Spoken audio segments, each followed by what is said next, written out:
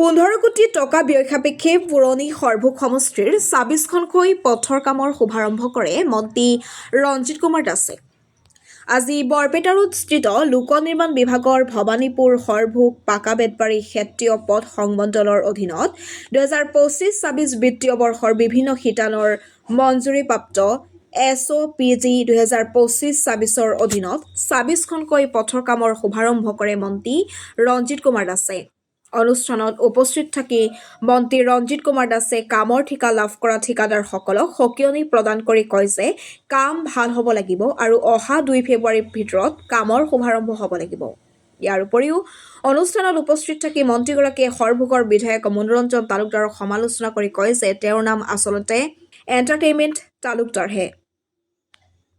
দুবাৰকৈ CPMক পৰাস্ত কৰি সৰভোগত জয়লাভ কৰিবলৈ সক্ষম হৈছিল বিজেপি। সমষ্টিৰ পৰা মনোৰঞ্জন তালুকদাৰ জয়লাভ কৰাৰ বাবে সমষ্টিখন 5 বছৰ পিছুৱাই গৈছে, সেয়া সকলোৱে জানে। উন্নয়নৰ এটা খতিয়ান দাঙি ধৰিব পৰা নাই। তদুপৰি চৰকাৰে আজিৰ পৰা কেইবা বছৰ আগতে ডুমুনিৰ বেকিনৈৰ ওপৰত এখন দলং বনোৱাৰ বাবে ধন আবণ্টন দিছিল যদিও আজিলৈকে সেয়া সম্পূৰ্ণ কৰিব নোৱাৰিলে। উন্নয়নৰ ক্ষেত্ৰত ব্যৰ্থ মনোৰঞ্জন তালুকদাৰ ইয়াৰ পিছতো বিজেপিক সমালোচনা কৰে কেনেকৈ, সেয়া চিন্তনীয় বিষয়। ভাষণ প্ৰসংগত মন্ত্ৰীগৰাকীয়ে আৰু কয় যে যদি ইতিমধ্যে আৰু 227খন ৰাস্তা আৰু বগৰীগুৰিত এখন বৃহৎ দলং নিৰ্মাণৰ কাম অন্তৰ্ভুক্ত কৰা হৈছে, অতি শীঘ্ৰে সেই কামখিনিও আৰম্ভ হ'বলৈ গৈ আছে। News desk AIN live. Doctor Himanta Biswa Sarma ডাঙৰীয়াই 30 কোটি টকা আবণ্টন দিছিলে ভৱানীপুৰ সৰভোগ সমষ্টিৰ অন্তৰ্গত আৰু যিখিনি ভৱানীপুৰ যিখিনি এলেকা আছিলে তাৰে বাবদ ফণীধৰ তালুকদাৰক প্ৰদান কৰা হৈছিলে আৰু বাকীখিনি 15 কোটি টকা ব্যয় সাপেক্ষে মোক তেখেতে বাছনি কৰিব দিছিলে, যিসমূহ আঁচনি এতিয়া অন্তৰ্ভুক্ত হোৱা নাই।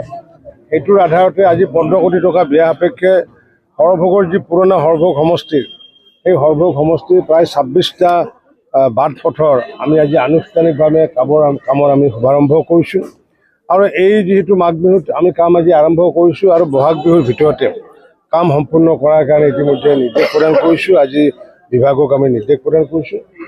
যিহেতু এই 26টা পথ অৱহেলিত হৈ আছিলে, বিভিন্ন ৰাইজে বিভিন্ন সময়ত আবেদন জনোৱাৰ পিছতো ইয়াৰ বিভাগীয় হওক বা জনপ্ৰতিনিধিয়ে কৰা নাছিলে, যাৰ ফলস্বৰূপে ৰাইজে মোৰ জৰিয়তে মুখ্যমন্ত্ৰী ডাঙৰীয়াকো আহ্বান জনাইছিলে আৰু সেইটোৰ আধাৰত এই 26টা পথ মাননীয় মুখ্যমন্ত্ৰী ডাঙৰীয়াই অনুমোদন দিয়াৰ বাবে মই সৰভোগ সমষ্টিৰ প্ৰাক্তন বিধায়ক হিচাপে মাননীয় মুখ্যমন্ত্ৰী ডক্টৰ হিমন্ত বিশ্ব শৰ্মা ডাঙৰীয়াক আন্তৰিক ধন্যবাদ জ্ঞাপন কৰিছোঁ। ইতিমধ্যে যিহেতু আমাৰ এই অঞ্চলত 2খনকৈ অভাৰব্ৰিজ, এতিয়া সৰ্বমুঠ 3খন হ'ব, কাৰণ কিয় সৰুপেটাৰ অভাৰব্ৰিজ, বৰপেটাটোৰ অভাৰব্ৰিজ ইতিমধ্যে সম্পূৰ্ণ হৈছে, মাননীয় মুখ্যমন্ত্ৰীয়ে উদ্বোধন কৰিছে। সৰুপেটাৰ কাম চলি আছে, সৰভোগ অভাৰব্ৰিজৰ কাম চলি আছে।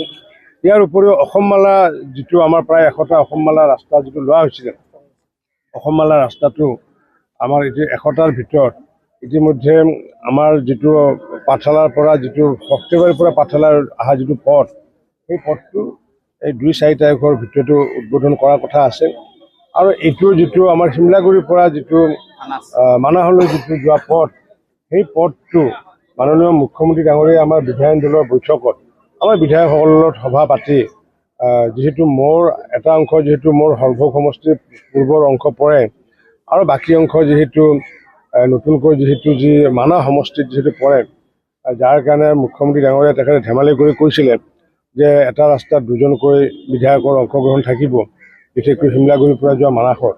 আৰু সেইকাৰণে আজি কওঁ যে আজি গান্ধী ভৱনটোত মই তাত 5.5 কোটি টকা আনি দিলোঁ। গান্ধী ভৱনটো এতিয়াও সম্পূৰ্ণ হোৱা নাই। মই একে সময়তে 5টা বছৰতে সাহিত্য বনাই দিলোঁ, পাঠশালাত মই নাট্য ভৱন বনাই দিলোঁ, নাট্যতীৰ্থ বনাই দিলোঁ, কিন্তু টকা দিয়াৰ পিছতো এতিয়ালৈ সেয়া হোৱা নাই।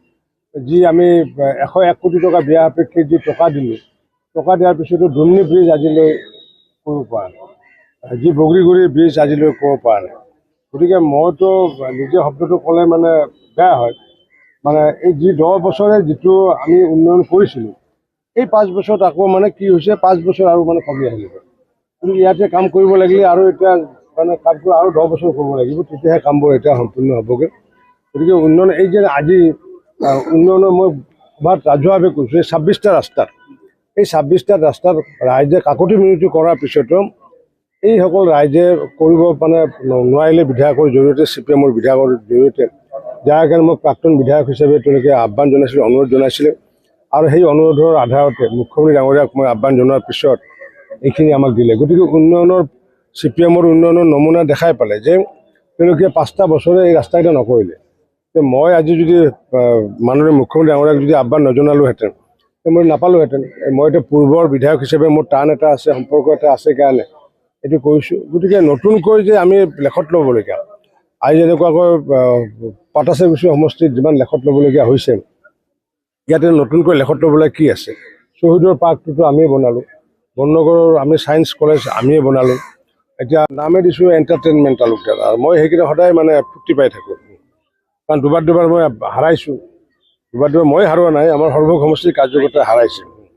এতিয়া মানে বিভিন্ন ধৰণৰ প্ৰলাপ বকি আছে, তেওঁ আনিব পাৰিব নেকি? তেওঁৰ কি ভূমিকা আছে? তেওঁতো ভূমিকা একো নাই। গতিকে এইটো মুখ্যমন্ত্ৰী ডাঙৰীয়াই দিছে, মুখ্যমন্ত্ৰী ডাঙৰীয়াই দিছে। আৰু অসমমালা এইটো অকলতো বৰপেটাৰতো ৰাস্তা নহয়, এইটো অসমমালা ৰাস্তাটো অসমৰ মানুহ আহে তাত, এইটো সৰ্বভোগ সমষ্টিৰ ৰাস্তা নহয়, এইটো অসমৰ ৰাস্তা এইটো। আৰু এইটোতো এনেও আমাৰ মানাহলৈ যোৱা যিটো ৰাস্তা, এইটো আমি যদি কোনোবাই যদি কওঁ যে এইটো আমাৰ সৰ্বভোগ সমষ্টিৰ ৰাস্তা, সৰ্বভোগ ভৱানীপুৰ ৰাস্তা, সেইটো নহয়, তাৰ মাজেদি বৈ গৈছে। ঠিক তেনেকৈ নেশ্যনেল হাইৱে আমাৰ বৰপেটা ৰোডৰ মাজেদিও বৈ গৈছে। গতিকে সেই বুলি আমি ক'ম নেকি যে এই কামটো মই আনিছোঁ? আপুনি ভাগৱত ক'লে অসমমালা 2টা ৰাস্তা পালে আপুনি, আৰু মুখ্যমন্ত্ৰীয়ে সুধিছে আপোনাক কোনটো ৰাস্তাৰে খোজ কাঢ়িব? আমি 3টা ৰাস্তা পাইছোঁ। এটা হৈছে আমি হাদেৰীৰ পৰা ঘেৰুকাপাৰা, এইটো বৰ্তমানে বজালী সমষ্টিত, আৰু এটা মানাহত এটা সুকীয়াকৈ ইতিমধ্যে পোৱা গৈছে, এইটো হাগ্ৰামা মহিলাই ডাঙৰীয়াই ইতিমধ্যে উদ্বোধন কৰিছে। আৰু এটা হৈছে 2টা পাৰ্ট পৰে, যে এটা হৈছে শিমলাগুৰিৰ পৰা মানাহলৈ। তাত যিহেতু মানাহত যিহেতু আমাৰ ফণীধৰ তালুকদাৰ যিহেতু লাগি চাগি আছে, তেখেতকে হয়তো প্ৰাৰ্থিত্ব দিয়াৰ এটা মানে কথা চলি আছে। দলে সিদ্ধান্ত ল'ব এইটো বিষয়ত। কিন্তু বিধায়িনী দলৰ বৈঠকত মাননীয় মুখ্যমন্ত্ৰী ডাঙৰীয়াই মোক সুধিছিলে যে এতিয়া ৰঞ্জিত দাৰ এতিয়া 2টাই ৰাস্তা হৈ গ'ল, হাদেৰীৰ পৰা ঘেৰুকাপাৰা ৰাস্তাটো হৈ গ'ল, আৰু শিমলাগুৰিৰ পৰা এতিয়া মানাহলৈ হ'ল। এতিয়া ৰঞ্জিত দাৰ কোনটো ৰাস্তাৰে খোজকাঢ়ে এতিয়া ৰঞ্জিত দাহে গম পাব। তেতিয়া ফণীধৰ তালুকদাৰে কৈছে যে নহয়, ৰঞ্জিত দাই মানে আধা খোজকাঢ়িব, কিন্তু আধা পৰে বিটিয়েদি। তেতিয়া ক'লে কি ঠিক আছে, তেতিয়াহ'লে আপোনালোকে 2জনে তেতিয়াহ'লে ৰাস্তাত খোজকাঢ়িব, আৰু সেইটোত অকলে ৰঞ্জিত দাই খোজকাঢ়িব। গতিকে এইটোত খোজকাঢ়াৰ মানে মুখ্যমন্ত্ৰীয়ে ধেমালিৰ ঘৰত কৈছিলে, অধিকাৰ সকলোৰে আছে। যিকোনো খবৰ বিজ্ঞাপনৰ বাবে যোগাযোগ কৰক 7896121996।